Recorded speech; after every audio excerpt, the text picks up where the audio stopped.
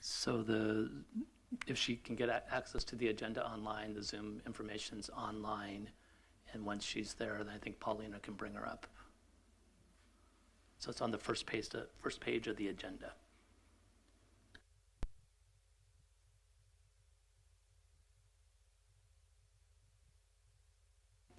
That's actually the chair's decision. She can defer to you if she'd be more comfortable having you, since you're in person. Chair, it might be easier, but it's actually her decision at the end of the day.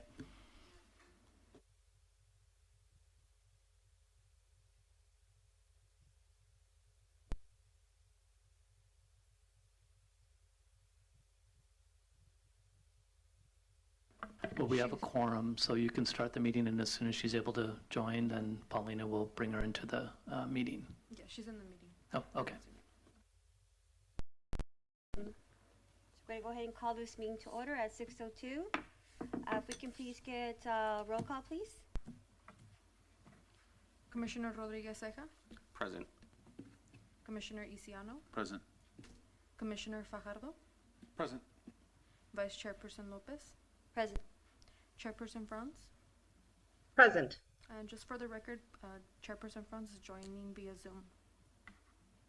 Okay, and if I can get Commissioner Fajardo to please lead us in the Pledge of Allegiance.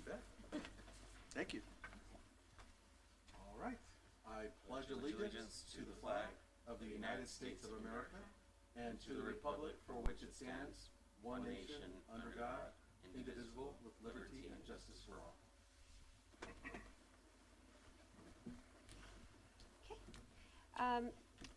Do we have any public comments that are not on the agenda? There are none. Okay. And then at this point, we'll go ahead and move over to minutes. If everyone had a chance to look at the minutes for March 13th. Vice Chairperson, I'm so sorry to interrupt you, but because Chairperson Franz is joining us remotely, state law does require that she states her location. Yes. Chair, would you like to state your location? I'm home in Indio. Yeah, and she doesn't have to state her physical address, but she just, Indio, California is fine. Perfect. Indio, California. Thank you. Okay. And then, so at this point, we'll go ahead and, if everyone has a chance to review the minutes from March 13th, and if we can get a motion to approve the minutes from March 13th. I'll motion to approve minutes for March 13th. You have a second? I'll go ahead and second that. And we have roll call. Commissioner Rodriguez Ceja, Abstain. Commissioner Isiano, Abstain. Commissioner Fajardo, Yes. Vice Chairperson Lopez, Yes. Chairperson Franz, Abstain. motion carries. So do we, That was 3 abstentions, 2 approvals, is that correct? Okay, were there only 2, is there a reason why there was the abstention? Were there 3 people present? I was not present You were not No. on present? the second one, but I was present on the first one, March 13th. I'm sorry. Okay, so I understand now. Because there were 2 separate meetings, right? Is that correct? There were 2 separate meetings. Will we go ahead and take each one separately? The reason being is because I think we have some people who may have been there at one meeting and some people may have been there at the other. yes, so I went ahead and did the 13th first. I haven't made a motion to approve the 27th yet, because I know there was some absences on the 27th, so I just did the 13th first. Okay, and So we can verify there were only 2 present on the 13th? Yes, only 2 people were present for the 13th. Okay. So were there any, so for the people who were present, there were, how many present were at that meeting? Only 2. Only 2. So then we could go ahead and we will approve that vote. I will actually go back and look because I know that we have some special rules and procedures. So for right now, we'll go ahead and approve that vote and then we'll take the second one. okay. And then so again, for the minutes of March 27th, again, if you have any questions on that, we can go ahead and get a motion to approve those minutes for March 27th in 2024. I'll make a motion to approve minutes of March 27th, 2024. I'll go ahead and second that. Commissioner Rodriguez Ceja, Abstain. Commissioner Isiano, Yes. Commissioner Fajardo, Abstain. Vice Chairperson Lopez, Yes. Chairperson Franz, Yes. motion carries. Moving on, since we have no public hearing items or action items, now we're to our 7.1 which is a study session item in regards to the policy options for self-storage, mini storage facilities and recreational vehicle storage facilities. All right, good evening. The Planning Commission and also Chairperson Franz for joining us virtually. So this evening is the first of two planned discussions with the Planning Commission on potential regulatory options pertaining to the regulation of self-storage or mini storage facilities. Those terms are used interchangeably often, and also recreational vehicle storage facilities. As a reminder for both the Commission and members of the public, the City Council, at the recommendation of the Planning Commission, enacted a moratorium on these facilities within the city for the processing of land use entitlements and or building permit applications for new facilities in April of 2023. Those facilities that were already in process, either through the land use, had gotten through the land use entitlement and or building permits, were exempted from the moratorium, which is why you'll still see some of those projects under construction in the city. But new facilities, applications for new facilities were not allowed per the moratorium. We had a work plan at that time. Unfortunately, due to limited staffing resources, we were challenged in completing that work plan. We did complete some items, but unfortunately, we were not able to get everything done in the time frame initially intended, and so therefore, we went to the City Council and on March 6, 2024, and asked for a 90-day extension of the moratorium to July 1, 2024. We put together a revised work plan that I included in the memo that was sent to you as part of this evening's packet. And as I mentioned earlier, this is the first of two planned discussions with the Planning Commission. What we hope to get out of the discussion this evening is your feedback, also hopefully a winnowing down of the alternatives that staff has presented to you, so that we can come back on April 24th and have a more focused conversation, if you will, on potential regulatory options. Following that, then we would plan for the public hearing process, so that you as a recommending body can recommend to City Council for their consideration potential one or more potential regulatory options. We're hoping to keep it in that 1 to 2 range, honestly, perhaps 1 if you're so inclined. So that's kind of a quick overview. Before I jump into the substantive, are there any questions I can answer about the process from this point forward? Oh, the one question that I had, Kevin, the survey was completed? The survey is completed. It was attached as attachment 8 to the packet. We received a total of 39 responses. We conducted that from the beginning of October 2023 to the beginning of November 2023. And the survey comments are attached.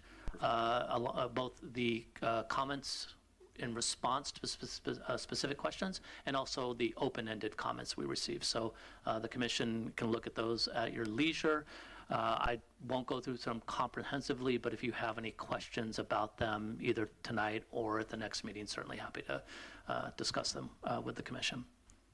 Any other questions I can answer before we jump into the substantive? Okay. So I want to state at the outset that staff's analysis is not exhaustive. There may be other regulatory alternatives out there that staff has not identified. So I want to state that at the outset, and you, as Commission members, may have ideas or experienced something in another community or be aware of another community. So I want to state that up front, that this was not exhaustive. This was a web-based analysis that we did. We did it both locally, regionally, and throughout the state, and also in other states. And you'll find in the examples we gave you some examples from other states. What we tried to do is to look at, come up with a range of regulatory alternatives. As a reminder to the Commission and members of the public, we're here in part because we received a significant number of applications over the last several years that put the number of approved and or constructed projects at a much higher rate than the communities surrounding us, the communities of La Quinta, Palm Desert, City of Coachella, and also unincorporated Riverside County, particularly the Bermuda Dunes area. So we have a large number of these facilities in our city. That raised a concern among the Planning Commission of whether or not we were getting too many of these applications. It is a reasonable question, as an advisory body to the City Council on land use. It is a reasonable question and a reasonable process for the commission to ask these questions. You went through a very public process of conversation, having multiple public discussions about your concerns, about potential options to address those concerns. Ultimately, the commission elected on a motion vote to pursue a recommendation of moratorium to the City Council. Your City Council accepted that recommendation, and as I mentioned just a few minutes ago, enacted the original moratorium and then extended it for a brief period of time to July 1st, 2024. So we are now at the stage where we're going to the next level, and we are talking about potential avenues that you as a recommending body could recommend to the City Council. So I'm briefly going to overview the 7 alternatives that staff has identified, and then I think maybe the best use of time is if there's one or more that the commission wants to discuss in further detail, happy to jump into further detail. But as an overview, there are a variety of alternatives, and I'll just start with one and go through the 7. So the first alternative is what staff entitled the no change alternative. It's what we have today from a regulatory context. We have existing code that is attached as an attachment to your packet. That code was developed by the Planning Commission as part of the development of the Unified Development Code. That code sought to provide, in addition to standard zoning allowances, some additional standards for development of these facilities. So, for example, there is a requirement for the frontage of a parcel that's going to be used for these facilities to be used for something other than storage. We require that a certain percentage of that frontage be occupied by commercial, retail, or office uses. So there is a regulatory construct in place that this commission helped develop, and that is certainly one option, is for the commission ultimately to recommend the status quo, if you will. That's one option. The next option is enhanced design requirements. The commission could, if you so chose, to recommend to the City Council additional design considerations for these facilities. The design considerations could range from the design of the buildings and sites. The design considerations could range from the overall exterior appearance, the use of landscaping. So there's many options to explore, and again, we provided some examples for you to look at. But that would be ultimately your decision if you felt that retention of these facilities with increased design requirements and expectations on the part of the city was the appropriate policy recommendation. The third policy alternative is to prohibit new facilities. That would basically, what that would do is it would establish a point of time when these facilities would no longer be allowed in the city. Existing facilities would be allowed to operate. This would not impact existing facilities that have already gone through and received legal approval from the city, but it would mean that anyone coming into the city would not be allowed to process an application for land use entitlements, building permits, the entire spectrum of the development review process. And as I go through this, if there's any questions you have while I'm talking about this, please feel free to jump in. This is a study session, so it's a little bit more informal, but I'll keep going until someone raises their proverbial hand. Yeah. Since you asked. Okay. So the Providence, Rhode Island example Yes. would be an example of just what you just now explained. Correct. So the Providence, Rhode Island example was one where they did prohibit them, and I provided an article, and a news article that explained, at least from the perspective of some members of that elected body of that city, why they chose to do that. So that is certainly an option. In the regulatory construct, you have in the existing Unified Development Code, you have, as part of the development of that code, you've identified land uses that are not allowed in certain or all zones of the city. So this is not precedent setting. a regulatory policy option that you could consider. I have a question, Yeah. and it might also shine light as you're explaining all of the different options. One of the things that came up when we were initially having this conversation was really the land use designation, so zoning and what we intended to do with the light industrial, Yes. and in relation to the actual number of jobs that these types of facilities were creating. And so for me, could you just maybe like Sure. refresh my mind as to what that zoning designation intends to do as it stands now, and how maybe some of these options meet some of those Sure. requirements? No, it's a good question, and thank you for bringing that up, Commissioner. I appreciate that. So, as the commission may remember, when you initially brought this concern up, we shared with you at the time that these facilities are allowed in our light industrial and our heavy industrial zoning designations. Those zoning designations were developed to implement the Workforce Employment District General Plan land use designation. A major tenet of that land use designation is employment generation to create job opportunities for primarily citizens of Indio, although others from outside the city could come in and take advantage of those employment opportunities as well. We are constrained with our inventory of industrial zone land. We have 519 acres, and about roughly 50% of that has been consumed already, either with job-producing businesses or in some instances with these type of facilities.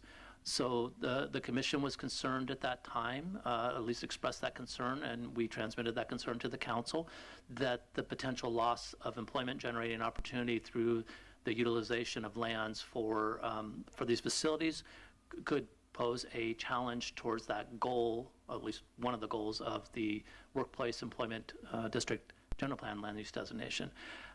These facilities are usually fairly automated, which means that they can be entirely run with limited to no staffing.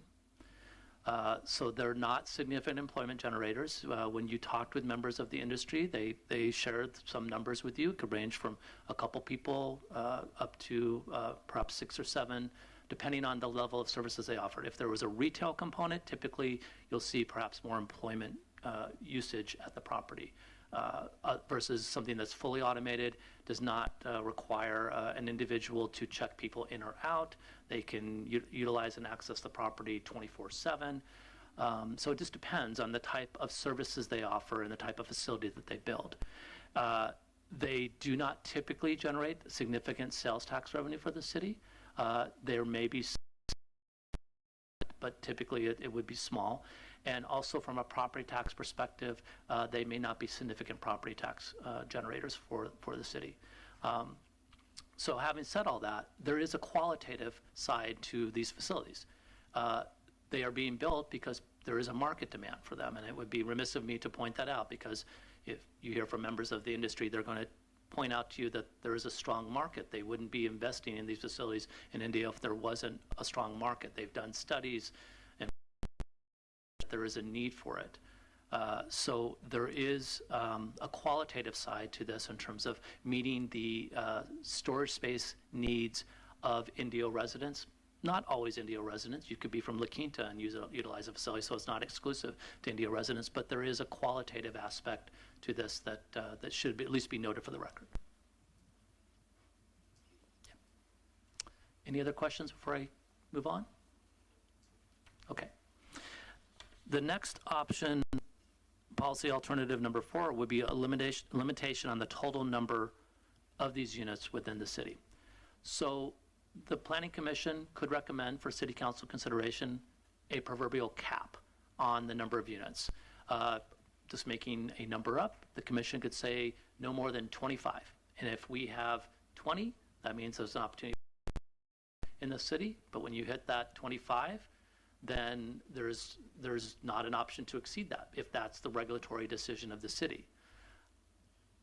An interesting component of that, there's a byproduct to that option. What happens if a facility closes? Well, there are regulatory options there. One, you could allow for a replacement as long as the total number does not exceed that cap, or you could say no replacements allowed. So Rather than 25, now you have 24, and if another one closes, you have 23. So that is an option, a regulatory option is to set a limit on the number of facilities that you, as a planning commission, would recommend to council that you believe is in the best interest of the city to limit. Another alternative, and you'll see an example from the City of Industry, California, is to locate these on what they call, and I use their term because I thought it was actually an apt description, unique, odd-shaped, or physically constrained parcels. So we may have parcels of land in the city that just won't work for employment-producing needs. It could be oddly configured, it could have access limitations, it could have other justifiable reasons why a employment-generating business would not look at that particular site. And in that instance, the commission could recommend to city council allow these type of facilities there. And as I said, the City of Industry did this, and then they additionally have some design standards for them. So that is a regulatory option. The benefit of that is that if these are difficult to develop properties, there's still some utilization of the properties and some limited benefit back to the city, both quantitatively in terms of any financial benefit and also qualitatively in terms of the benefit of additional storage opportunities for residents of the city. So that's an option. There could be location, the next alternative would be location limitations. You could establish a spacing standard. You might say, for example, that facilities can't be within a quarter of a mile of each other, or whatever form of measurement that you decide.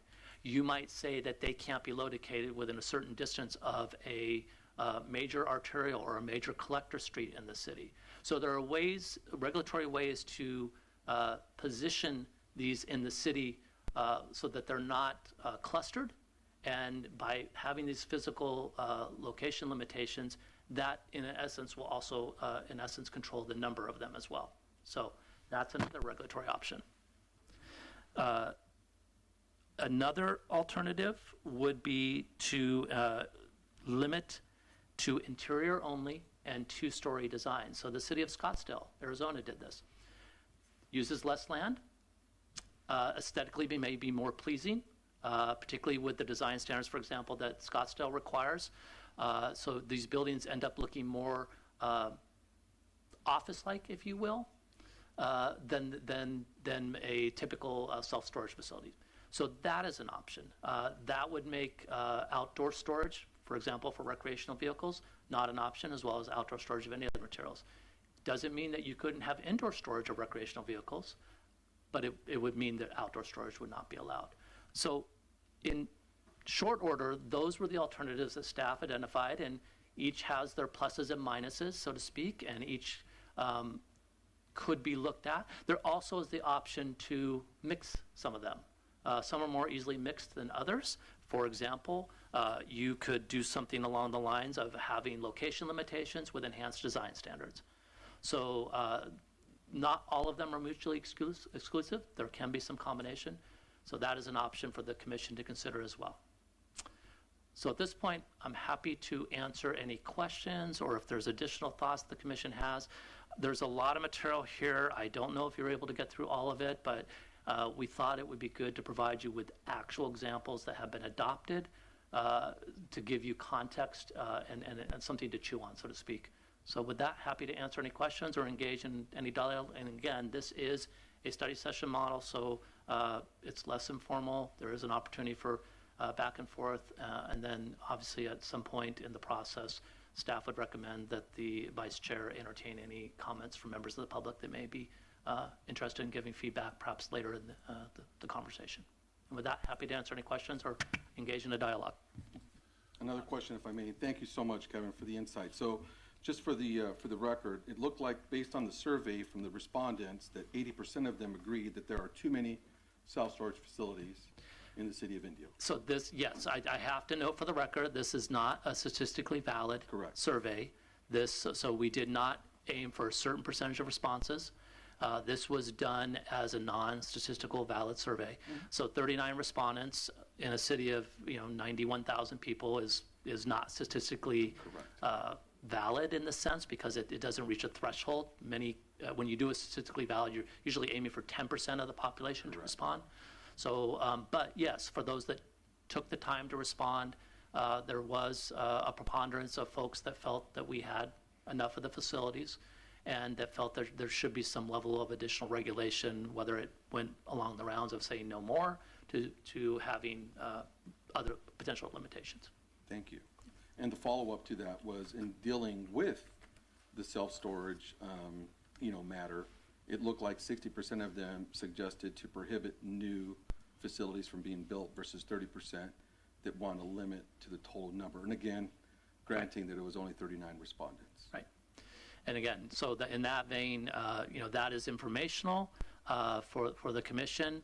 I think, I would caution you to not read into that too much because it was not done in the industry standard statistical validation process. So I think that you should look at that as informational only. And certainly, as I indicated earlier, though we did also do a stakeholders meeting virtually with representatives from the industry, both those that have done projects in the city are either open or have process and entitlement, along with representatives from the real estate industry, and they will share their own perspectives. But I think in summary, and as I mentioned in the memo, their perspective is that there is a need for these facilities in the city. There's a demand for these facilities in the city. And so I think without speaking for them, you would probably hear that they would recommend or ask that you keep the regulatory environment flexible. Kevin, should, we take the route of either prohibiting or limiting, the number, and down the road we see that there is a need all of a sudden, what is the process of kind of unwinding any of this? Well, that's the great thing about policymaking. It's never written in stone. So you as a commission, to answer the commissioner's question, if this commission ultimately recommended a prohibition, the council accepted that, and let's say 3 years from now, suddenly there's a thought that there is a need for these facilities, you would go back through this policymaking process. You would identify whatever regulatory construct that you believe is appropriate. You would do your job as the advisory body to the city council to make those recommendations, and perhaps they would either accept them or modify them. But it's never written in stone. It can always be changed, and there may be very good reasons for changing it if we suddenly see a need for that, or there's different approaches to doing this that maybe address some of the concerns the commission had when this initially started that make those concerns less concerning. I'm curious about the option with limiting the amount of them being, in the city. And you said, I'm just throwing a number out there, we could get it could be an arbitrary number. Assuming that we wanted to explore more of that, would you then come back and give us some form of comparison to what other cities are doing and how we stack up? I know we've already sort of seen that, and that's really what set all the conversation really in motion, or part of the reasons why we wanted to set the conversation in motion. So I guess I'm curious as to like the options with more of the flexibility. What would come next as far as information that you can provide so that we could explore the most, beneficial for the city? Right, and that's a great question. So the example I gave you for this particular item is what, although it's not apples to apples, it's definitely apples to pomegranates. But what the city did in relationship to the allowance for cannabis businesses, that was based on a population ratio. So, for example, it was 1 per X thousand residents for that ultimately led the council to select.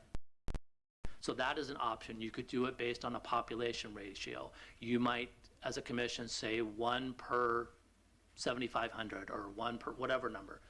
That is more legally defensible in many ways, establishing it back to a ratio or another form of measurement.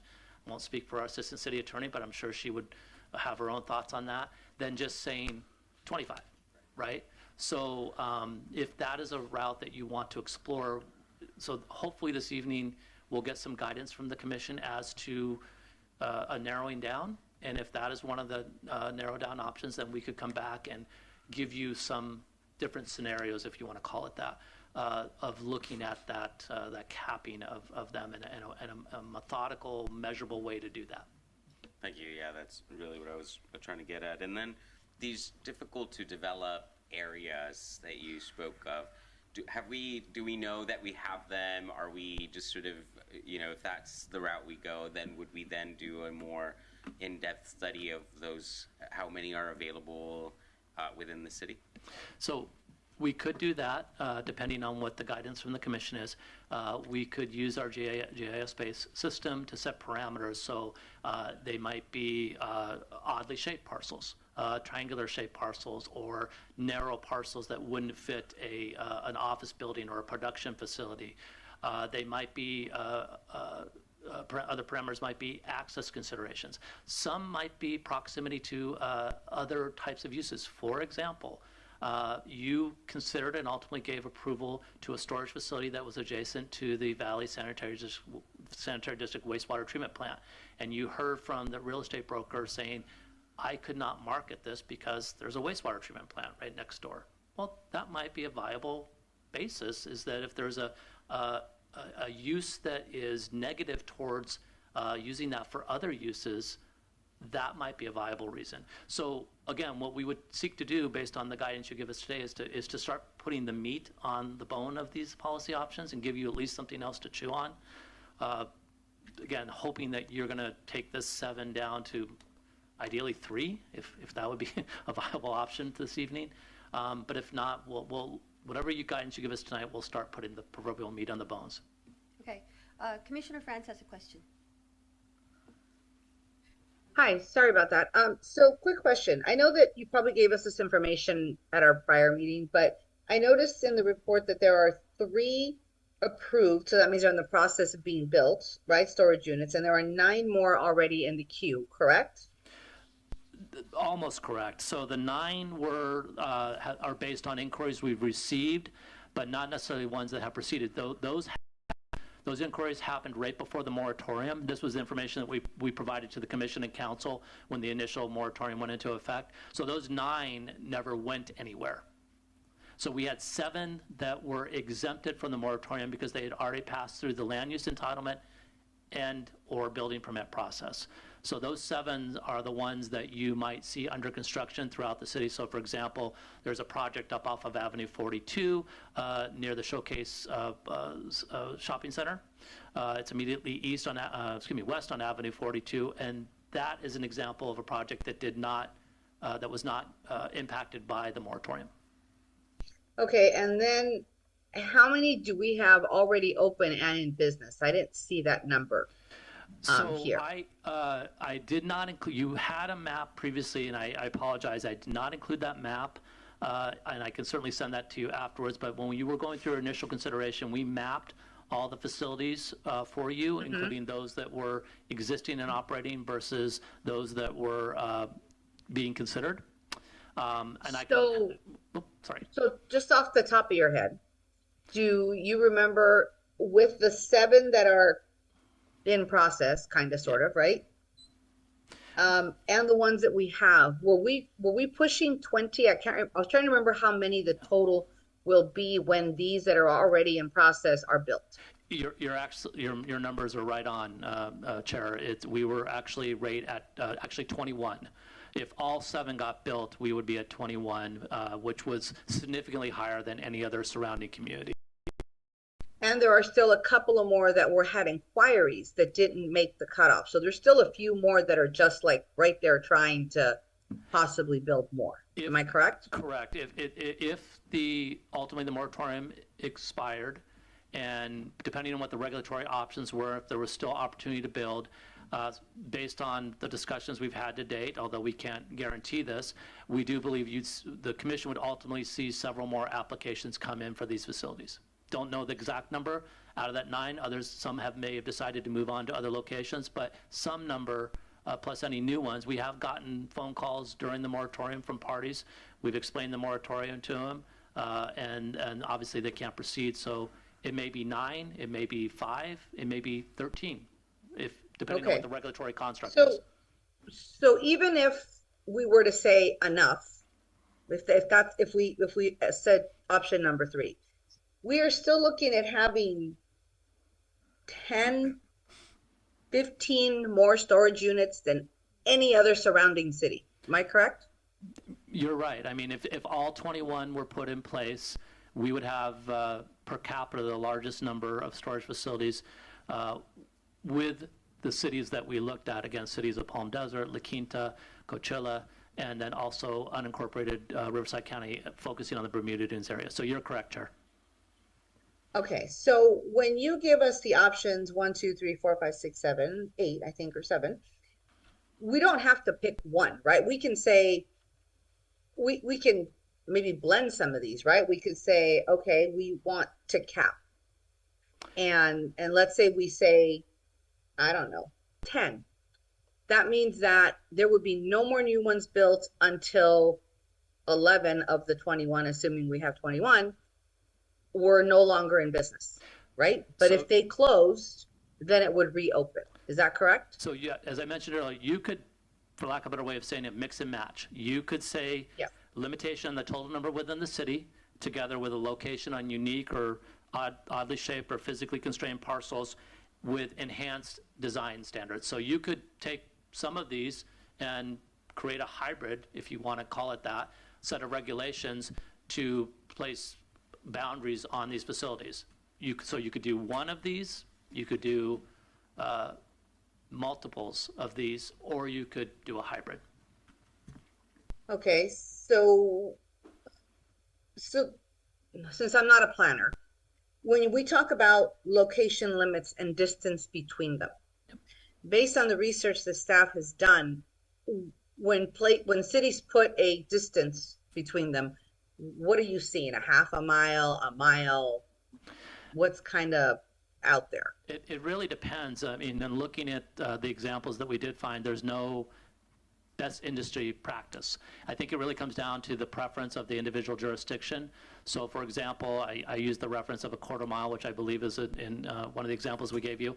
You as a commission could decide a half mile. You could decide a mile. One of the things that we would want to do is, based on your guidance, then we would attempt to map that. If we're going to stay within the existing zoning of the heavy industrial and light industrial, and we're going to say that facilities have to be a mile from each other, and we pick a hypothetical starting parcel just for measurement purposes, then we would have to figure out how much land does that leave. You might want to know that, and the council might want to know that, because if we end up with 5 parcels available, that may be good or that may not be good. Okay. Okay, those are my questions. I'll wait to see what the rest of the commissioners I say. have a to question, say. Kevin. So you said out of the 519 acres, 50% are consumed. This is job producing.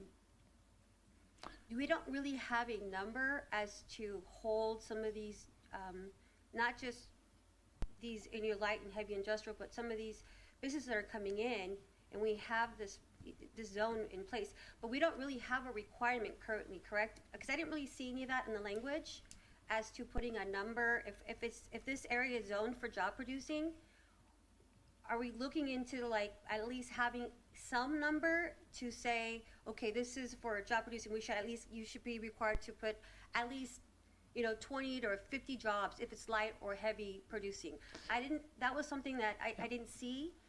And maybe I was going through it again and kind of going in my brain how it works, but I didn't see that in that. And I guess besides this, looking at if we were to move to not changing anything, that's something that I would hope that we would look at in the future when we really want to attract those job producing that are light and heavy industrial.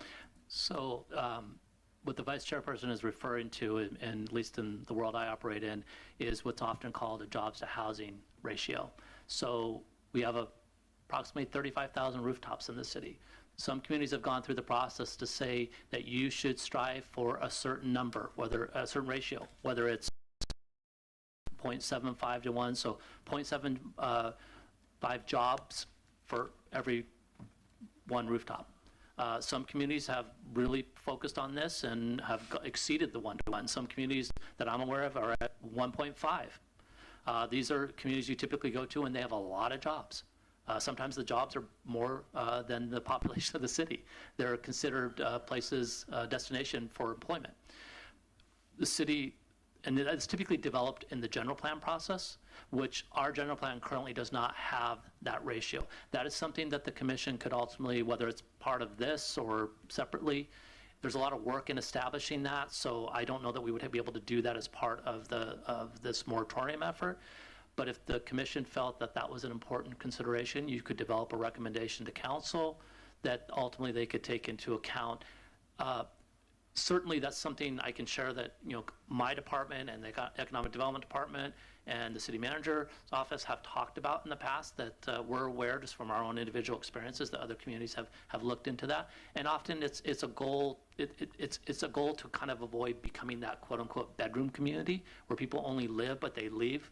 Right now, approximately 83% of working Indio residents leave the city for work. It'd be wonderful if that was 50%. But we don't, so we'd have to establish that policy, Vice Chairperson, and ultimately develop strategies around that would ultimately address, and that may be land use strategies, that may be economic development strategies, and there may be other strategies. I'll be a little bit of both, because I think that was one of my concerns, is that when we have these, storage facilities, they usually produce 1 to 3 or more jobs, right? Depending if they have a security or someone that lives on site. But, again, this is our job producing zones, and, we have 50% of the 519 acres that are consumed. And given that we're the largest city, we're the hub of the valley, right? That was like, for me, that when we first started kind of tackling this, is that when we're looking towards the future and making sure that we attract those types of jobs, and we have we are able to have, the land use, right, for those types of jobs. And it's being consumed by, well, unfortunately, yeah, right. And we've shared that with you, the commission, not only in discussions about the moratorium, but you've had some requests to consider the conversion of employment generating land to residential. So we have shared that perspective with you as well there, that once it's gone, so to speak, it's gone. The city has potential opportunities to annex land in the future in our spheres of influence, that we could look to establish more industrial land in those areas. But you first have to go through that annexation process, and that can be take a while. So right now, we have this very limited supply of industrial land in our city. For a city of 33 square miles, 519 acres is not a lot of land when you're looking to create jobs. When we look at like what's left over as far as like the sphere of influence, we're looking at the northern part of the freeway, correct? So we have our largest sphere of influence is on the east side of the city. It's the past Dillon Road and north of Dillon Road. So there's approximately about 3,600 acres in that area. Not all of it would be available for industrial because it includes land that's covered by the multi-species habitat conservation plan. But let's say roughly a third of that could be potentially available. But you're talking a lot of planning, a lot of infrastructure. So that would be a long-term prospect for the city. So sitting here today with what we have in our city limits, we have that 519 acres. Approximately half of that has been captured with either employment generating land uses and or facilities or storage facilities. So we don't have a lot. And if we have a business come to the city, right now our industrial vacancy rate is hovering right around 1%. If we have a business come to the city, there's not a lot of existing buildings for them to go into because we don't have a lot of speculative industrial buildings. So that means that someone has to basically build a building. And they have to find the right property for that in order to do that. And so we're dealing with a limited, constrained land supply. And so this is, when we talked with you previously, that was one of the factors that ultimately, I think the commission, not speaking for you, but you did state it on the record, that led you to make this recommendation. And ultimately, at the end of the day, you as a commission, your proverbial job, if you will, is to give the council your best policy recommendation. As I said at the outset, these are not exhaustive. You may have another idea, but these seem to be the ones that, from our research, were most prominent in the governmental world. And so, again, you could choose one, you could mix and match, but hopefully that by the end of this evening, you'll give us some guidance so we know what to do for the next conversation. Thanks, Kevin. Another quick question, if I may. Looking at option 4 as a hybrid approach to putting language together that can make it legally defensible, using the analogy of the cannabis and what you did. What was the number that was utilized? I'm looking at an overall population off the top of my head. I think it's 91,000, or was there a different metric used? So we established, let me get there real fast because I do not remember the number off the top of my head. We established, when we developed the cannabis, we established it within a range.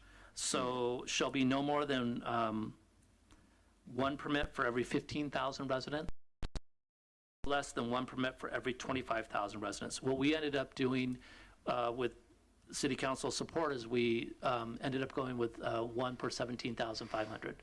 And that's the basis for the issuance of the 5 permits under cannabis.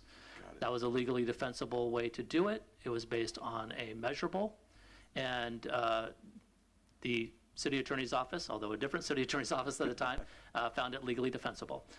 So some form of measurement would be a better methodology than no form of measurement. This idea of using it based on population is just one example. There could be other ways to do that. The benefit of the population, and particularly if you choose a range, is as the population grows, you're able to accommodate and respond to that population growth. But if the population doesn't grow, or it doesn't grow as dramatically as you expect, it's a legally defensible way to say no more until we see that population growth. And that was going to be my follow-up question, so thanks for asking that. When we account for growth, obviously that adjusts accordingly, or vice versa. It does, although it can always be changed, that's what I'm saying. like anything else, right? Now, based on that metric, and I'm using 91,000 in general as a number, that could be wrong. If you do the quick math on that, based on our current inventory of 21 that could be completed, self-storage units, that's 1 for every 4,000. So right now, our official Roughly. census population is 91,980 people. Got it. So your math is pretty good, as an example, if you wanted to do it that way. If you were going to establish a cap of 25. Whatever the number is, obviously you have to recognize Absolutely. the existing, either approved, in business, or under construction, and take that into account. And then, so if it's 20, for example, and this commission recommends and council accepts your recommendation of 25, then along with that, you could have that measurable standard for controlling that. In addition, you could bring in some of the other alternatives and mix those together. Correct. Thank you. Is there a map, and I have to go back, as to where the current land is available for some of these applications that are pending or going through the process, as to where those, I know you don't have the map. Can you tell me like where those locations will be? I'm trying to remember if it's on the newer part, on the northern part of the freeway, or if it's down this way, I'm watching you live, too. Oh, okay. or if it's It's a little delayed. in the southern part of Indio. I'm trying to figure out Sure. where we have left. So I don't have, To kind yeah. of tie into his question in regards to our population, because I remember we have like, what, 45,000 on the newer part of Indio, and the rest are kind of on this side maybe, or I don't know if it's kind of loud. our growth area Yeah. is the area north of Interstate 10, what we call now North Indio, although there New was North Side, yes, the historic North Indio was south I call it of north of the Interstate 10. freeway, New North Side, yes. Yeah. So generally where you see the majority of our industrial land is along Indio Boulevard. Okay. And then as you get to the east end of the city and go south, around Dr. Carrion, Van Buren, Clinton, those are areas where we have existing properties and undeveloped properties. We also have on north of the freeway, on the west side of the city, we have industrial zone land around the Jefferson I-10 interchange. So we have industrial zone land that is east of that interchange, northeast. And then we have industrial zone land that is north and northwest of that interchange. So those are kind of our, if you want to call it, concentration areas for industrial zone land. And again, we have, some of it already consumed and some of it available. But there is a limit on that 519 acres. One of the things that the commission needs to keep in mind, and any of the members of the public that are listening, we no longer as a city, and no city actually in the state of California, can convert residential land to non-residential land. It is protected under the housing laws that are in effect now. So if someone comes in and says, I want to take this residential land into industrial and create a campus of 300 acres, that doesn't happen anymore. The conversion of industrial to residential is still allowed, and in fact, some would say that's what you should be doing, but we have to balance out the need for employment generation in our community. There is a byproduct of not having jobs in our city. That means that people don't get their gas in our city. They don't shop in our city. They don't go to lunch in our city. So the opportunities for the city to have that physical presence of people spending their money in the city is gone. But again, we can't create new industrial zone land of any significance unless we potentially went through that annexation process we just discussed. I guess in my brain here, I'm just trying to see if there's a balance between the southern parts of our city and the northern part of the freeway, based on current and pending applications that are going through the pipeline. Is there a balance there? Is it more saturated on this part of the city, or is there the ones that are kind of? Because I guess what I'm trying to remember in my brain here, and kind of see if it's equitable as far as, or if it's kind of on both sides. The majority of the facilities are south of Interstate 10. We have, I mentioned a facility earlier that's along Avenue 42 that is west of the Avenue 42 Jackson intersection, adjacent to the Showcase Shopping Center. And there is some industrial zone land in that area where if there was an availability to seek an entitlement, I'm fairly confident we would see one because we've had several inquiries. This is kind of northeast of the Palms Shopping Center area. There's some industrial zone land there. So, but the majority of facilities either built, operating, or being planned are south of the interstate, at least currently. Okay.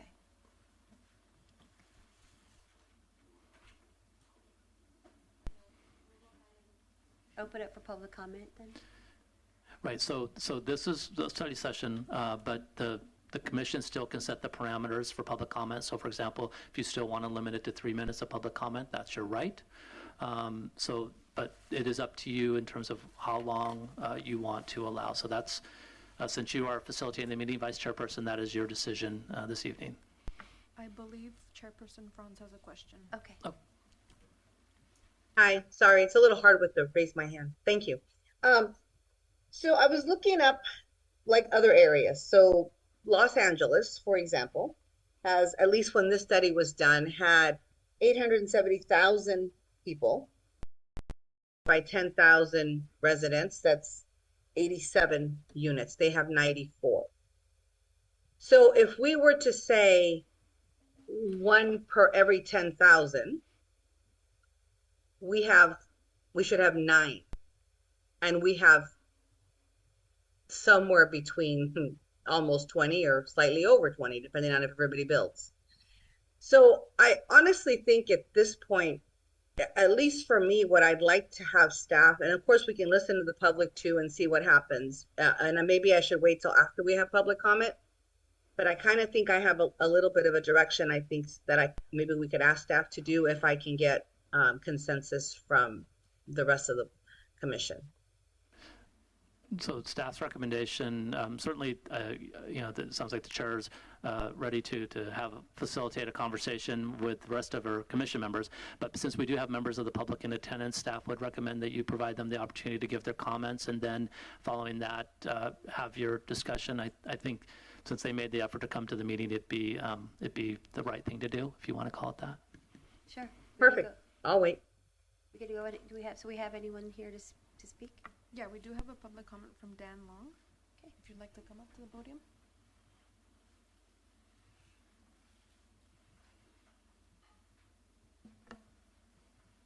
Good evening, members of the commission. My name is Dan Long. I work for the Rancon Group. Thank you, Kevin, for involving us in the workshop. We've been involved in this from the beginning. Kevin's been great to work with, and I think he presented the facts very well. As a full disclosure, we are one of the 3 approved self-storage projects. Requesting our pre-con to break ground within the next 30 to 45 days, so you'll see that started here soon. We are located off Dr. Corion Boulevard. Literally, we will build a wall right up next to another wall of a self-storage existing. I bring these things up to you because there's a lot of misperceptions about self-storage, some right, some not so right. But the reality is we're kind of a chameleon. We can blend in a lot of different places. If you go into metropolitan areas, you'll actually see them downtown with a Starbucks downstairs and 7 stories of self-storage. That's kind of a new thing coming. I tell this to you because self-storage industry is changing. We are evolving with the times. We realize sometimes we've got to go vertical as opposed to out. It's kind of the old school way, or maybe the suburban area of self-storage. But again, that's changing with the pressures we're seeing from regulations and whatnot. I'm encouraging you tonight to not to shut the door on us. To be honest with you, I say that we have a self-storage because if you decide to say none of them are out, that's great for me. We benefit because we're the last in the door, and we're going to fill it fast, and we're going to do very well. So I say that to you because I don't benefit from your decision, but I would tell you we do like the area. We're looking for more self-storages in the area, so we want to be here, not with just this one, but many more in the future. I would encourage you, if you're going to look at per capita, we look at those analytics. I'm not a professional in that at all. But I would encourage you to give staff direction, say what is the national average per capita, the state average, because I can tell you city by city it varies widely. You go to Vegas, it depends on what side of the city you're on, because certain cities it's over 10, it's doing well, other areas it's less than 5 and doing poor. So it really depends on your region, your local market. So I really encourage you to reach out and find out what is a healthy per capita that you want if you go down that path. Some of the other things I think we can work with or would struggle, again, if you prohibit it to us, new self-storage, that helps me, but at the same time, we do want to grow, we want to be here. I would encourage you to work with staff, continue to work with the community, and find out what is right for Indio. We just ask that we be part of that process. And I'm also available for any questions. Thank you. Thank you. Do we have anyone else? There are no more comments. Okay, Chair, do you want to start? Sure. So I think maybe we could start on the things that we can agree on first, and maybe that will help us move toward maybe a little more of what we would like staff to come back with, because I'm not ready to say this is what we want, but I know we need something. So not doing anything to me is not an option. So number 1 and number 2 to me, just I'm not interested in looking at them. Number 3 is hard because I do believe in some market forces, right? But I also think that at this point we are way over the number, especially when it comes to looking at the limited amount of land that we have and what we need that land for. And I think looking at job creation and protecting that land is very important. So to me, that's the reason we cannot just not do anything. I do agree that we should probably look at some industry standard numbers, and try to be reasonable. But at the same time, protect the land that we have and maybe create a little flexibility for as we grow. So making a complete max number may not be it, but we could have maybe a max number based on the per capita studies that I'm sure we could find out there and come up with a number like they kind of did for cannabis. The odd shape topic and possibly like a odd neighbor, like, the waste treatment plant, that could be something. And also the interior only is something that I am interested in. But I think that no matter how we look at this, unless you guys don't agree with me, we have enough at this point. So we need to figure out how we write this so that maybe there's a little wiggle room for future as our population grows and as maybe we are able to acquire more land that can be used toward light industrial and heavy industrial. But I'm of a mind that we have to do something. So I'd love to hear where the rest of you are on these topics, and hopefully we can have some kind of a consensus or direction for staff. Thank you, Chair. You want to start? Well, I was just going to, say thank you to Dan for the information, and we really do appreciate, the efforts that you've taken to do what you're doing. And with regard to, obviously, the existing facilities, that are in our city, it's not so much a problem, at least for me, the aesthetics, the look and feel of the buildings, and as much as it is the crunch for space. And given the priorities that we have, at least in my mind, for housing, for obviously retail, I'm loving this idea about the jobs to housing ratio. If we can do something with our heavy and light industrial in the future for potential growth of the 36,000 acres, we're all over that. But for the purpose of looking at this, I, for one, happen to agree with our chairperson in the sense of looking at it through the lens of a per capita for the time being, providing us with an opportunity to leverage growth should our population increase. There's a benefit to obviously allowing for more units to be constructed. But more importantly, really giving voice also to some of the residents, although there were a small number, but in terms of some of the other people that I've had a chance to speak to myself, there is a concern. And so while, it's a double-edged sword because of the growth of our city, and I love the growth of our city and the direction we're going, we have to make these types of decisions, right?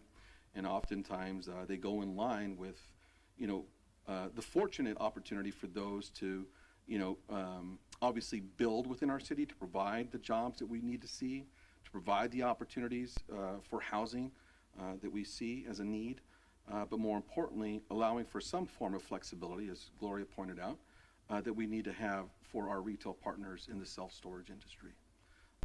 With that, I just wanted to make it known that would be my interest if we want to incorporate some aesthetics to sort of carve out, some additional, conditions to be considered. I think personally, we can wait on that. That might complicate things for us going forward. But initially, I think that we're inclined to at least have some kind of a semblance of not throwing the baby out with the bathwater, so to speak, but allowing for some flexibility for future growth if need be. Because granted, we do have renters and homeowners that need the space. We see that car parking spaces in apartment communities and even in some of these HOA communities are very scarce. And we realize that there's a need for them. And so I like to think that while we fulfilled a lot of those needs, that there is also a more significant need for housing. There's also a more significant need for additional retail that's going to bring the jobs into our community, to keep our people here in the city, so to speak. So that's my part. Thank you. Thank you, Commissioner Fajardo. Commissioner Sa? Thank you. For me, I think I echo some of the sentiments that the chair expressed earlier about where we are with the city and how many we have at the moment. I agree that not doing anything is not the right course of action, but I also believe that my concern, and I think this was our initial concern, was the land use designation. Zoning really intended to provide more jobs locally. And to me, that has two sort of main reasons why that's important. One is it's economic development. It means more jobs as we continue to grow for both residents that are already here, but also for those that are planning to come. We know our projected growth, and it's substantial, and we don't want to lose our workforce. We know what the median age is here in the city, and we know that it very, very much looks like the workforce of the Coachella Valley. And currently, like Kevin was noting, we know the numbers of how many people need to leave the city in order to go out and do their jobs.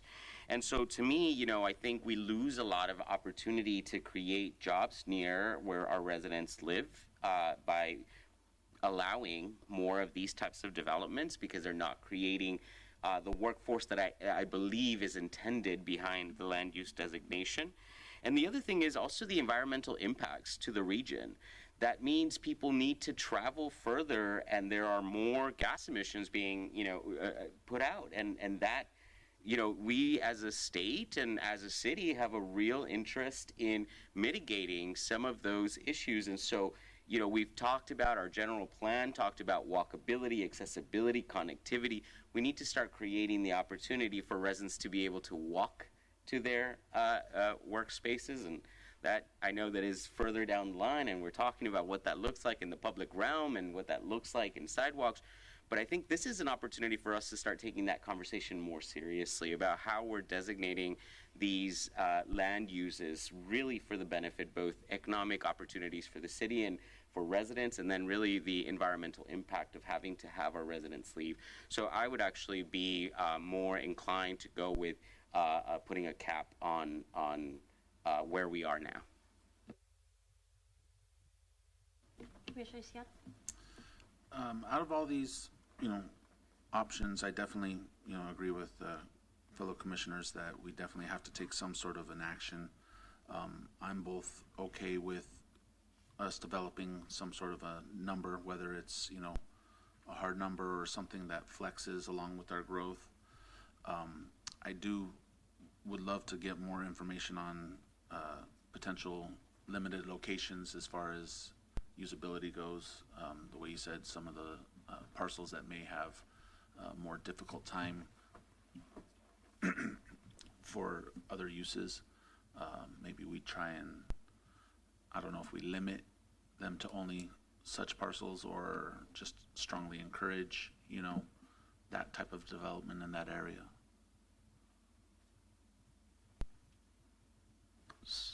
Vice Chair, just a quick question. I just want to go back to Commissioner Rodriguez-Ceja. Were you saying you prefer policy alternative 3, the prohibition, or more that there be a cap? I got confused. I apologize. Well, I mean, what I'm hearing is we're saying per capita, and then it sounds like compared to some of the numbers we've been throwing, we're there. So for me, I think it's a prohibition. We have what we have now. I think, in the near future, if we needed to reconsider this, we talked about policy. This is the beauty of policy, that we can redirect where we will be in 10 years to where we are now.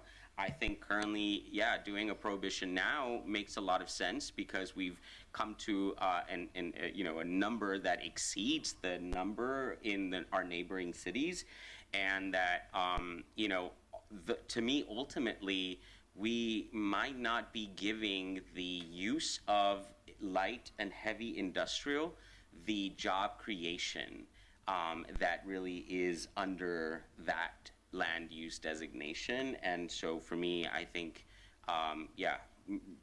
complete prohibition. Commissioner Franz has a question. Okay. Sorry, me again. Commissioner Ceja, I actually don't disagree with you, but I think if we're creating policy, if we say 1 per 10,000 or 12,000 or whatever number staff comes back and recommends, we are probably already way above that number, right? But in policy, that would say that we wouldn't have to revisit this again. And up until we got down to that number, we would basically not be able to have any more. So to me, it kind of covers both. We will not have any more now because, like you said, I agree with you. We're probably over our number, right? But in the future, if we grow fast enough, assuming we grow that much, we wouldn't have to change the policy again if that number still works, which is kind of why I'd like that idea. It wasn't because I think we need more or that we don't have enough. I just think that it makes it more flexible in the future. Okay. Thank you, Chair. I'm going to go ahead and start with my comments. Again, I want to thank Mr. Long for sharing your comments in regards to this moratorium. First of all, I agree with our chair and with my fellow commissioners.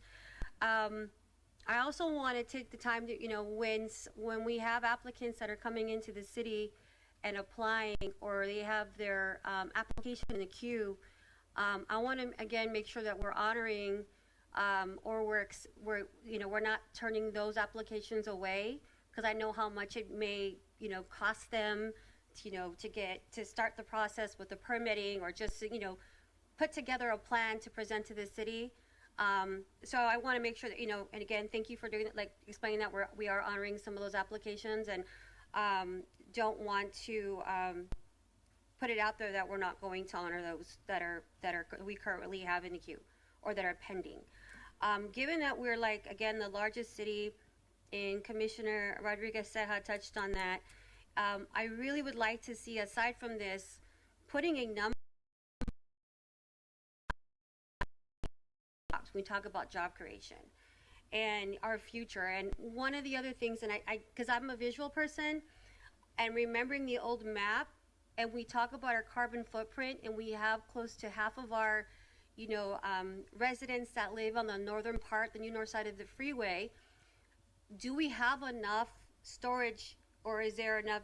I want to make sure that there's a balance there. It's not so much that the folks on the northern part of the freeway are coming all the way out to the southern part. So again, having a balance, I think, is important too when we're looking at that, and having some flexibility there as our city is growing, and hopefully we'll make that 100,000 threshold mark, if any. But also, again, protecting these, the land use we have currently for our future generation and our current, again, I pride myself having 5 generations of my family here in the city. And, it's just, for me, when I'm on this dais and I'm thinking about what we're doing and thinking about my 4-year-old grandson, I would love, and I remember one of our mottos back in the days was to live, work, and play in Indio. So, given that in the vein, is just making sure that that's kind of, again, that we want our residents to be able to walk to work. Because I'll tell you this, from one end on Jefferson and 50th to get to all the northern part of the freeway, off the other end of Jefferson, or to Shadow Hills in that area, it's about 30 to 35 minutes just on Jefferson on a light day. So, kind of thinking of that and making sure that we have a balance when we're looking at some of these storage facilities, that we have some flexibility on it, so it's not so saturated on the southern part, but we're also having some balance on the northern part of the freeway. I guess that's where I'm at, and I'm more in favor, again, to have a cap, but I would really like to see what that looks like, and again, making sure that we have a balance on both sides of our city. So as a reminder, study session, no decision making, we really operate off of a consensus model. So what the Assistant City Attorney and I have both heard, and you can correct us if we're wrong, is that the majority of you are starting with what we call policy alternative number 4, the limitation on total number. Obviously, we need to figure out how to measure that.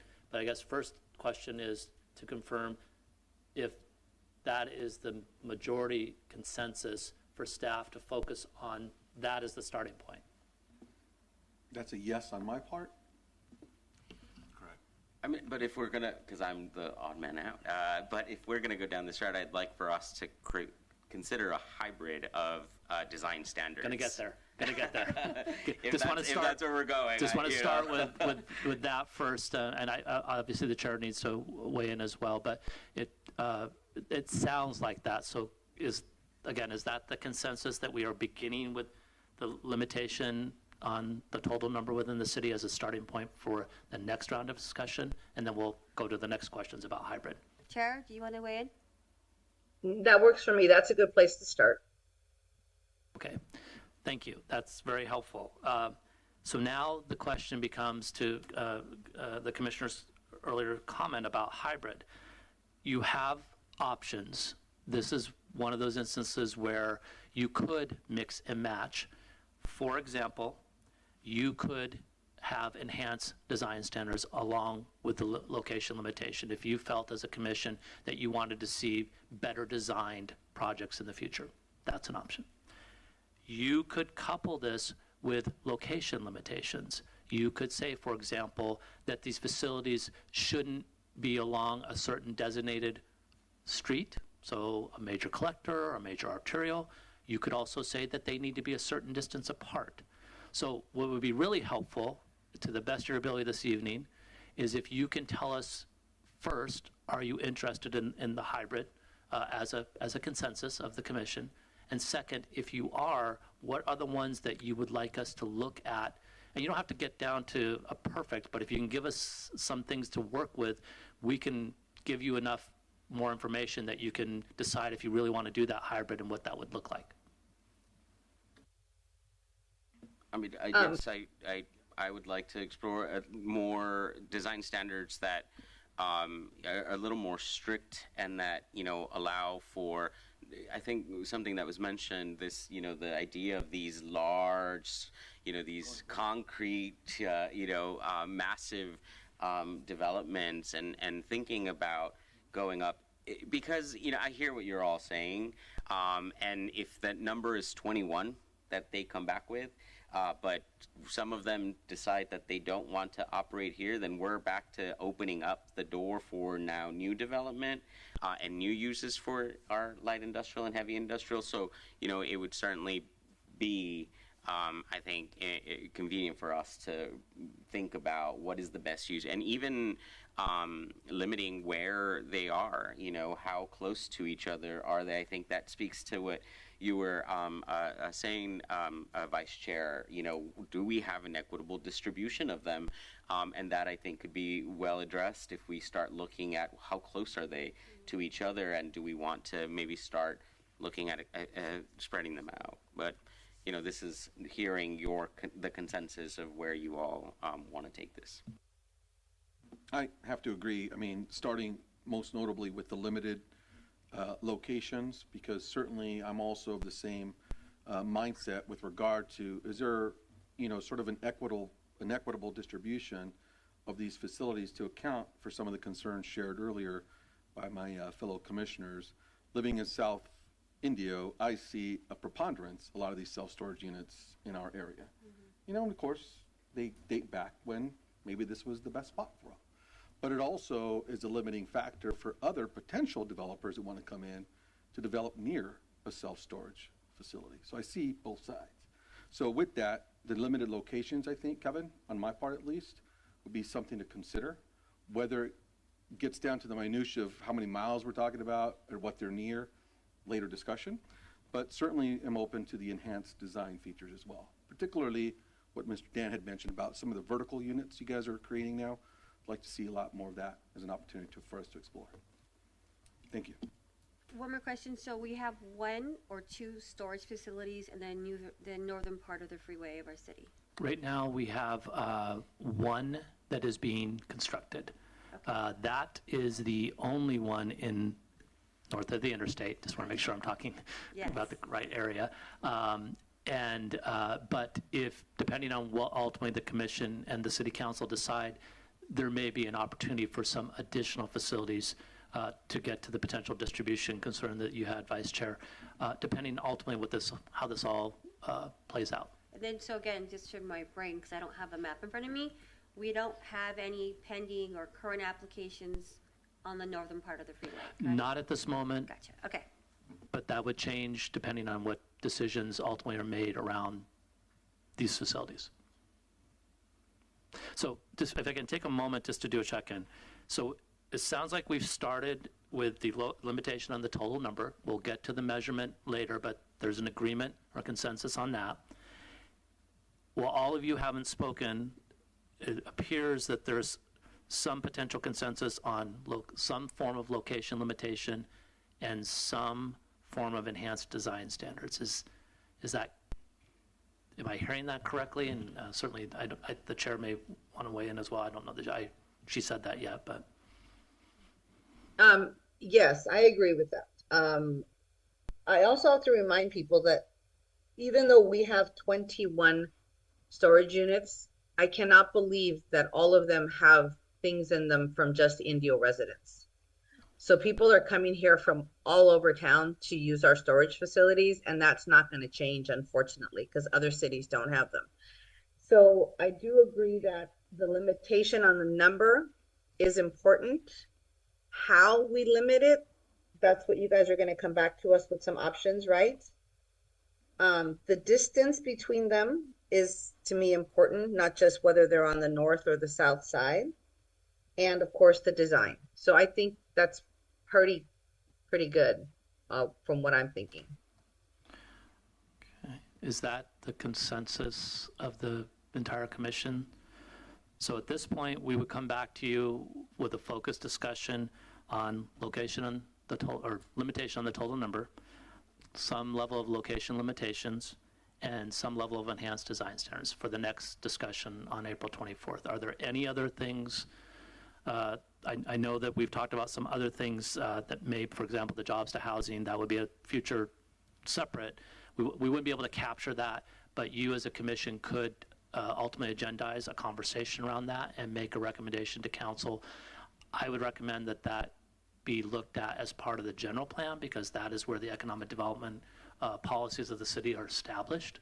So that may be something, but I think for the purposes of what we're working on, it's probably and it probably should be a separate discussion item, because it would be a market turning point for the city from a policy perspective to actually set the parameters by which, in many cities, just to add to this for 1 second more, also look at it, incentives to get there. So it's oftentimes not just a hard number, but we'll help you get there by giving an incentive, whatever that incentive is.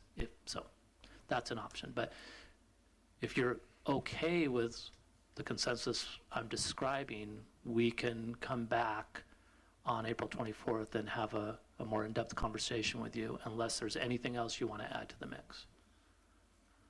The only other thing I would like to see, Kevin, and probably I can research it on my own from prior agendas, but what are the most recent market studies that have been submitted from these self-storage folks? So we can have that just as a reference point.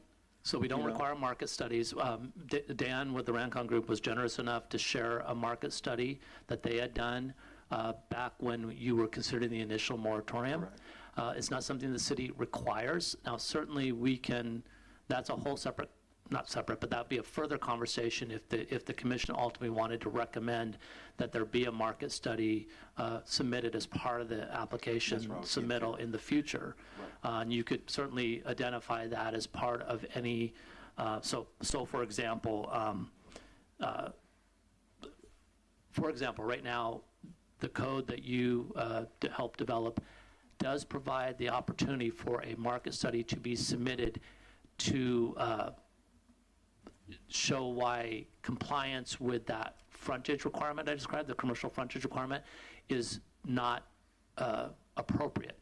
Again, we had an example where they were located next to the wastewater treatment facility. I think reasonably you would not expect to see office or retail across from there because of the adjacent land use. That seemed reasonable, and so we accepted that market study. That was something that was put into the code. You could do the same thing. You could identify the need for a market study submittal or other things that you would want to see as a reviewing body. Thank you. Again, Kevin, kind of going back, I don't want to keep beating this down. When you talk about introducing it with their general plan update, what's the timeline on that? Sorry, and if I said update, I apologize. It would be in the context of an amendment to the general plan. Okay, So okay. ultimately developing one or more policies that would set the policy framework for whatever actions ultimately the commission and the city council felt were appropriate to either incentivize, direct, require, whatever term you want to use, increased jobs relative to the number of rooftops we have in the city. So typically what many communities have done is they've established that in the general plan. Mm-hmm. Then they've come up with a set of strategies. Sometimes those are developed as regulations. Sometimes they're developed as economic development strategies. So that the implementation can vary depending on what the goals and the policies of the general plan are. So I guess what's weighing on my head sometimes in the middle of the night, just come in, think about this, and it's like so we have 519 acres, 50% of it is consumed. So we're looking at maybe 260 acres that's left, right? And, you know, so what if we get applications, like I think we currently have one that's industrial, but what if we have applications, what if we get some applicants that are coming in that are less than 10 jobs, and they are using light industrial, but they're only going to generate 3 to 5 jobs? So again, I don't want to lose this kind of, this opportunity to, as I'm seeing some momentum in other cities going into this industrial rezoning, but not having this in place kind of worries me. So probably the appropriate thing for the commission to do, not at this meeting, we really probably reached the limit of how much we can discuss this because it's a non-agendized item. Yes. Is we can work with the chair to agendize a future discussion and give you the opportunity to kind of lay all your thoughts out on the table, so to speak. And then from that, we can kind of, not dissimilar to what we've done with the moratorium. You've also, had other things you wanted to talk about. We can start to construct, what that conversation would look like. So I can certainly work with Chair Franz to identify a future date where we can have another conversation like this and bring that concern, the potential options around that to bear. And it varies. Again, this is from own personal experience, having worked in other communities. Many communities look at this from in multiple perspectives. Some look at it as a number of jobs. Some look at it as the type of employers that they want to recruit. So, for example, there are several communities in Arizona that have formed employment corridors, where they have established an employment corridor and they have developed strategies to bring high employment producing businesses to those corridors. So there's several different ways you can kind of attack this. It really comes down to ultimately to what the city needs. Inhibiting some of this will be the limited land supply, because you can't really establish an employment corridor if you've got, say, 200 acres and it's some is here and some is here and some is here. So that may be a topic that is more relevant if we ever went down that annexation route of the land we discussed earlier. But that would be my recommendation to the commission. Let's agendize this. Let's have a much more in-depth conversation. But for this evening, if you are comfortable with the direction you've given us, again, looking at the limitation on the total number, locational limitations, and enhanced design standards, we'll bring back something for you to chew on, so to speak, at the April 24th meeting and see where you want to go next. Is that acceptable to the commission? Chair? Yes, that works for me. Thank you. Okay. Thank you very much. Appreciate you going through this with us. And that's all that on this item that we have this evening. So thank you. Any commissioner comments? I think just to continue, we've been asking for you guys to do all these studies, and we've been having these types of conversations, and I don't want us to lose momentum. This is a really important one too. But I think also, maybe creating the opportunity to kind of put them all on the table and think about what are the low-hanging fruit opportunities, right? Like which would take an extensive amount of resources from, our planning department, and which should we tackle a little sooner might be a good way for us to also prioritize where we would like these study sessions to land.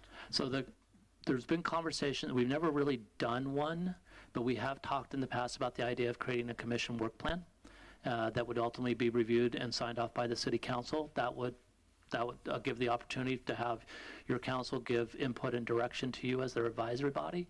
And that would also be an opportunity to address the concerns about resources, timing, and things like that. So that could be a vehicle to look at with the commission.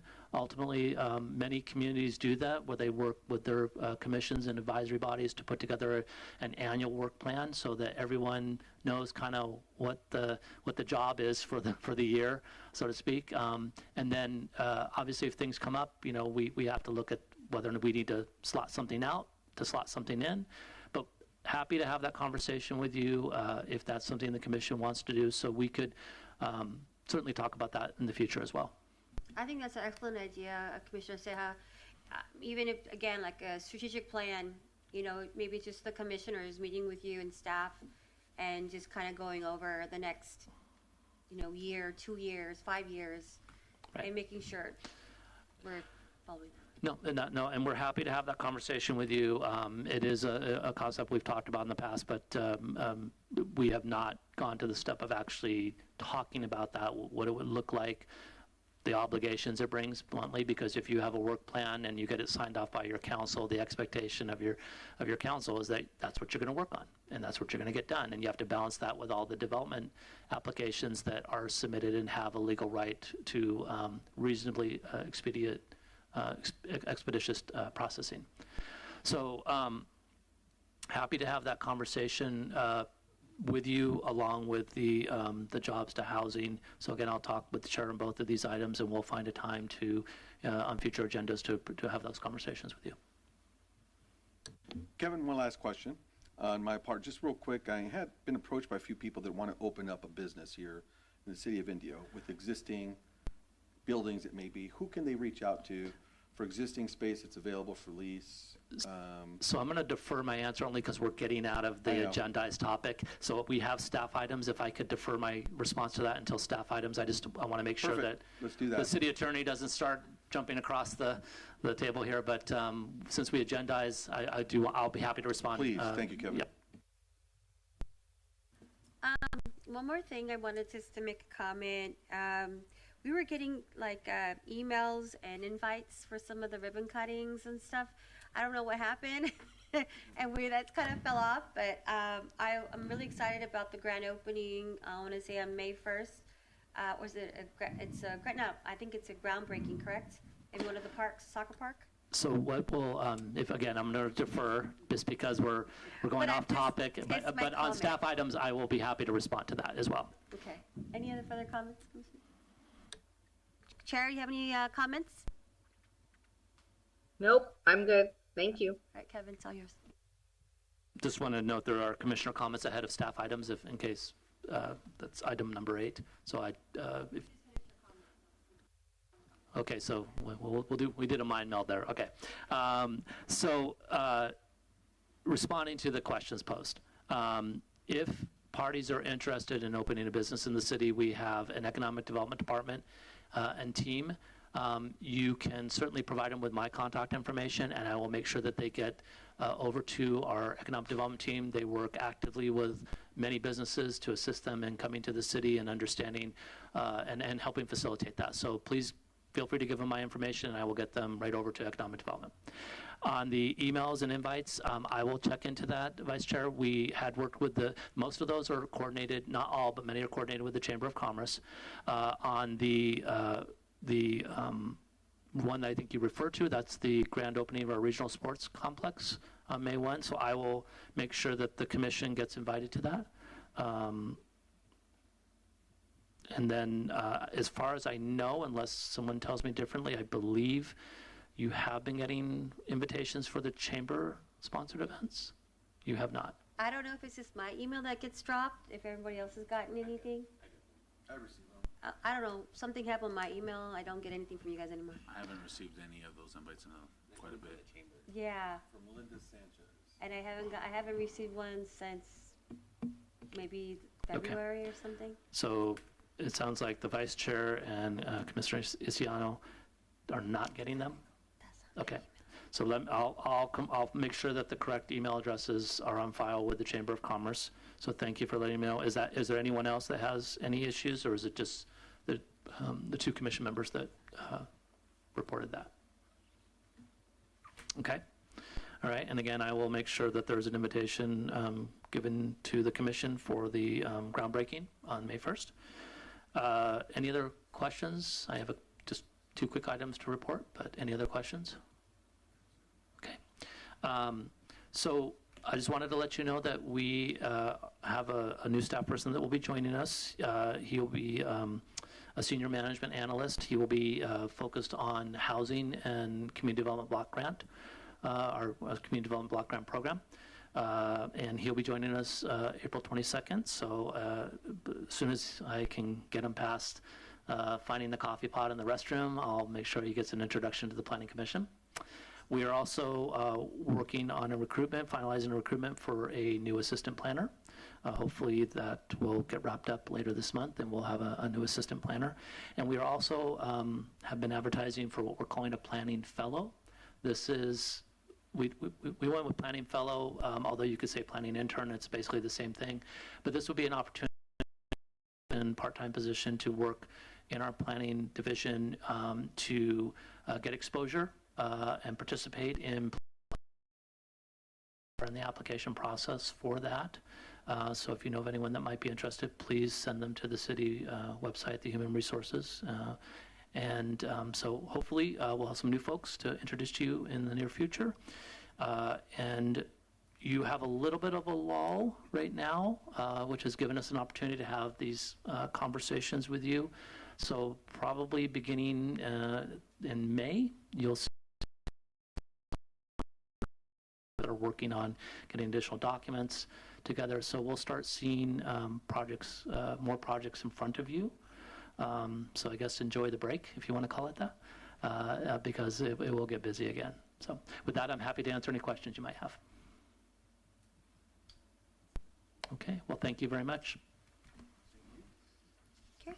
With that, we'll go ahead and adjourn the meeting. Next planning meeting will be held on April 24th here at 6 p.m.